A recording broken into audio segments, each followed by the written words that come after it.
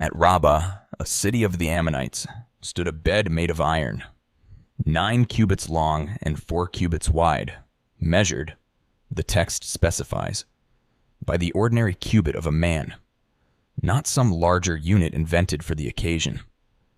That comes out to roughly 13 feet by 6. The book of Deuteronomy does not offer this as a rumor passed down from an older generation. It offers it as a standing object, something a reader of the time could travel to Rabbah and see for themselves. The bed belonged, the text says, to Og, king of Bashan, the last king of a people it calls Rephaim, and the last by its own count of a category the record calls giants. That English word, giants, is doing more work than it appears to. In the King James Bible, and in most of the translations built on its inheritance, the word covers at least 3 separate Hebrew terms: Nephilim, Rephaim, and a phrase rendered elsewhere as born to the giant. Those 3 words are not interchangeable in the Hebrew text. They describe different groups in different books with different outcomes. The single English word flattened a distinction the original language was still keeping. The oldest of the 3 appears only twice in the entire Hebrew Bible. Genesis 6, verse 4, places the Nephilim before the flood. Alongside a separate class, the text calls the mighty men, men of renown, born to the sons of God and the daughters of men.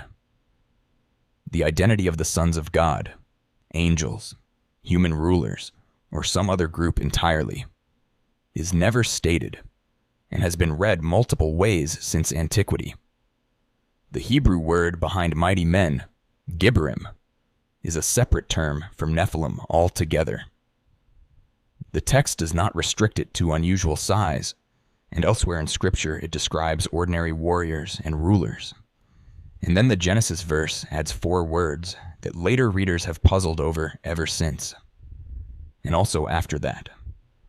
The Nephilim, whatever they were, are described as present again after an event that supposedly ended them. The second appearance comes centuries later in the book of Numbers, when spies sent into Canaan return with a report of a land whose inhabitants included, they say, the sons of Anak, which came of the Nephilim. It is the only other verse in the Hebrew Bible where that word occurs, and it comes from the mouths of men the narrator has already discredited 1 verse earlier, calling their account an evil report. In the Hebrew, dibah, a word closer to slander than survey. The text does not simply record a giant sighting. It records an accusation of false witness, and inside that accusation, a genealogical claim that nowhere else in Scripture is repeated or confirmed. A separate word, Rephaim, covers a wider and older story. Genesis 14 places them generations before Israel existed as a nation at all, as one of several established peoples in the Transjordan: the Rephaim at Ashtaroth Karnaim, the Zuzim at Ham, the Amim at Shaveh Kiriathaim, defeated by a coalition of kings under Chedorlaomer, in a conflict that has nothing to do with Israelite conquest. Genesis 15 lists the Rephaim again, this time among the named nations occupying the land promised to Abram, in the same breath as Hittites, Amorites, and Perizzites. In that list, Rephaim is simply one nation among nations, not a monster category set apart from the others. By the time Deuteronomy tells the story, 2 of those Transjordan peoples have already been dealt with, and not by Israel. Moab, the text says, had already destroyed and displaced a population it called the Emim, described as great and many and tall as the Anakims. Ammon had done the same to a people it called the Zamzumim, in the same terms. Likely, though the text never states the equation directly, the same people Genesis calls the Zuzim, under an earlier name. Deuteronomy is explicit that both were accounted Rephaim under other names, explicit that both displacements happened before Israel arrived, and cites both as precedent for what Israel was about to do. Og, king of Bashan, belongs to this same word.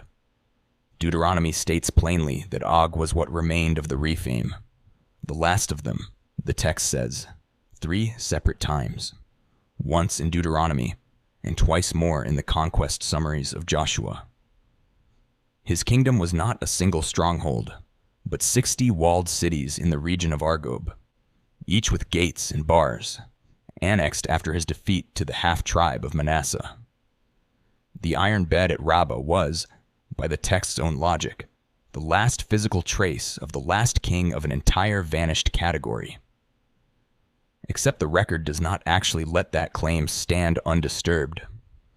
Deuteronomy, 1 chapter earlier than the Og passage, has already stated that the Anakim were themselves counted among the Rephaim. And the Anakim, as the next part of the record shows, did not disappear when Og did. The Anakim enter the record earliest through 3 named men. The spies at Hebron report seeing Ahiman, Sheshai, and Talmai, called the children of Anak. Not a nation description, but 3 individuals, or possibly 3 clan founders. The text itself does not specify which. The same report that named them also carried an image of the land's abundance. Grapes from the valley of Eshcol, 1 cluster so heavy it took 2 men and a pole to carry, alongside pomegranates and figs, delivered in the same breath as the warning about the land's inhabitants. By the time Deuteronomy circles back to the same territory, the Anakim have become something closer to an idiom. Deuteronomy returns to them twice, in chapters 1 and 9, and the second time it records a saying already current among the people. Who can stand before the children of Anak? It is not narrated as a first encounter. It is narrated as an old fear, already proverbial before the conquest begins. Joshua's conquest report states that the Anakim were cut off from the hill country entirely. Hebron, Debir, Anab, and the mountains of Judah and Israel. Destroyed utterly, the text says, with none left in Israelite territory. Then it adds one exception. They remained in 3 Philistine cities, Gaza, Ashdod, and Gath. 4 chapters later, the same book tells what reads like the same story a second time. Caleb, requesting Hebron as his inheritance, drives out the same 3 named men, Sheshai, Ahiman, and Talmai, from the same city Joshua had just reported destroyed utterly. The book of Judges repeats it again. 2 accounts, 1 city, 2 different men, credited with clearing it. The text does not flag the repetition as a problem. It simply carries both versions forward. And that is what breaks the claim about Og. Deuteronomy counts the Anakim as Rephaim.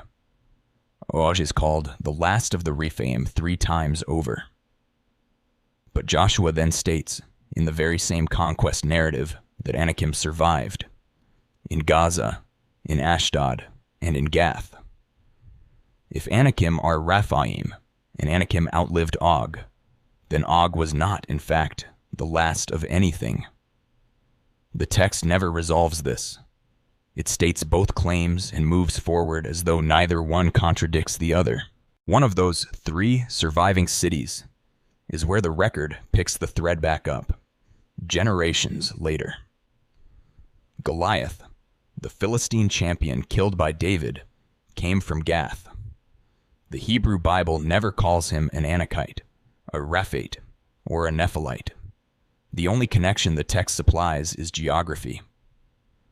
Gath was one of the 3 cities where the conquest account says giants remained, and Gath was where Goliath was from. Whether that is deliberate or coincidental is a question the record leaves open. Height alone did not always signal giant lineage. The prophet Amos compares an unnamed Amorite population's height to the height of cedars, without using any of the giant vocabulary at all. In 1 Chronicles, David's soldier, Benaiah, kills an Egyptian of 5 cubits, about 7 feet 6, with no lineage attached to any of the record's giant categories. Extraordinary size alone did not always carry the same designation. Even Goliath's own height is contested. The Masoretic text gives 6 cubits in a span, close to 9 feet 9 inches. The Septuagint, the Dead Sea Scroll fragment known as 4Q Samuel A, and the historian Josephus give 4 cubits in a span instead, closer to 6 feet 9. The shorter reading rests on older manuscript evidence. The taller reading is what most English Bibles and popular memory carry forward. Goliath was not the last Philistine fighter the record calls a giant. Late in David's reign, 4 more appear in a single passage of 2 Samuel. Ishbi-Benob, carrying a bronze spearhead weighing 300 shekels, nearly killed David himself until one of David's men intervened, after which David's soldiers made him swear an oath never to go out to battle again, that thou quench not the light of Israel. Then came Saph at Gob, then an unnamed fighter at Gath with 6 fingers on each hand and 6 toes on each foot, and a 4th at Gob again.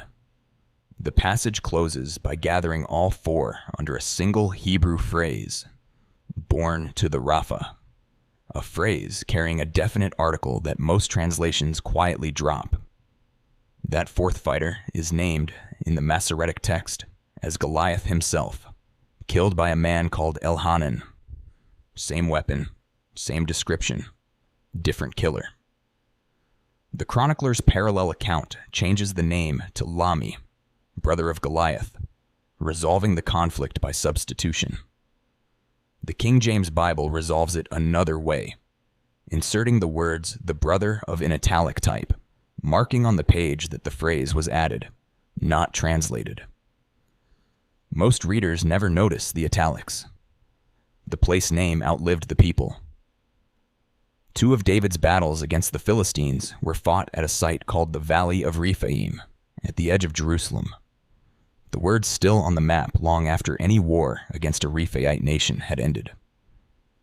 None of this reads, in the record itself, as one bloodline running from before the flood to David's court. It is 4 separate words, several separate peoples, at least 2 contradictions. The text never smooths over, and one translation tradition that pressed all of it into a single English label. The bed at Rabbah still gets quoted as though it measured a species.